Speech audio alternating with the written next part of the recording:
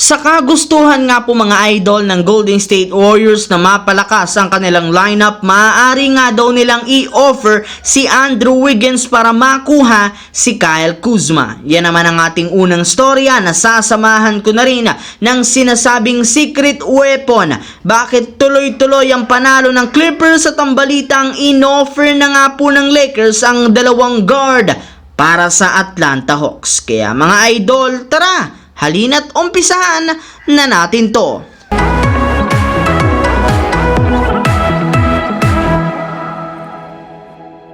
Nagawa na nga po mga idol ng Golden State Warriors na maputol ang kanilang 3-game lose streak matapos nilang maipanalo ang kanilang huling game kontra sa Orlando Magic. Pero kahit man nga ganoon, nananatili pa rin naman ang kanilang team sa pang-11 sa Western Conference na merong hawak na record 16 wins, 17 losses. Sobrang nahihirapan para naman sila na makakuha ng panalo kung hindi nagtatala ng malalaking puntos ang kanilang mga superstar kagaya ni Stephen Curry. Kaya mukhang kailangan pa rin talaga ng kanilang team na gumawa ng move sa loob ng trade market. At gaya nga ng naibalita ko sa inyo, isa nga sa mga manlalaro na target nilang makuha si Kyle Kuzma na ginawang available na ng Washington Wizards. Bale, napakarami rin naman nga po ngayong hawak na draft pick ang Warriors na maaari nilang magamit upang makuha si Kyle Kuzma. Bukod nga po dyan, binulgar na rin naman nga po ng isang NBA insider na pwede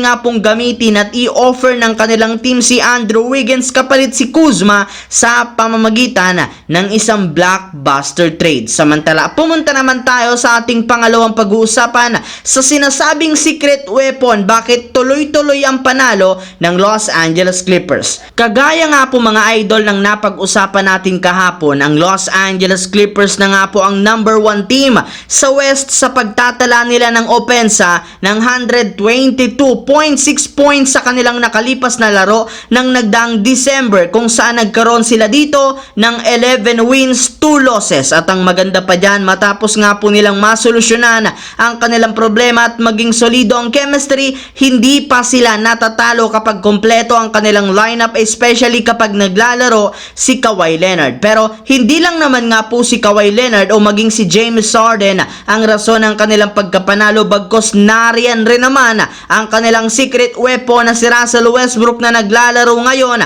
gamit ang kanyang all-around elite defense, kung saan grabe nga ang kanyang ipinapamalas na hustle sa kahit anumang sulok ng court. Bukod nga po dyan, mas dumadami na rin naman ang kanyang nagagawang blocks ngayong season. Pagdating naman sa opensa, nag-average na rin naman nga ito ng 53.8% shooting off the bench na isang magandang senyales para sa kanya, gayong mas nakakapag-adjust na nga ito ng husto sa kanyang bagong role na siyang isa sa mga rason ng pagkapanalo ng Los Angeles Clippers. Habang dumako naman tayo sa ating huling storya ngayon sa balitang in-offer na nga po ng Lakers ang kanilang dalawang guard sa Atlanta Hawks. Naibalita ko nga po sa inyo, mismong si DeJounte Murray na ang nagpapahiwatig ngayon na gusto na nitong umalis sa kanilang team na Atlanta Hawks matapos ang kanyang ginawa sa kanyang social media account. Kaya dahil dyan, mas tumaas na rin naman ang porsyento ng Lakers na makuha siya sa pamamagitan ng trade.